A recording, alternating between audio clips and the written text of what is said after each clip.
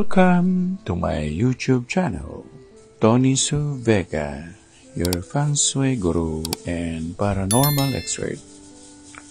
Horoscope, Gemini, May 21 to June 20.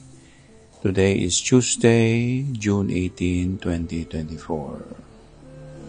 It's all about taking care of your neighbor, of your friend. You will have helping hand, and the help would be not only material but also spiritual.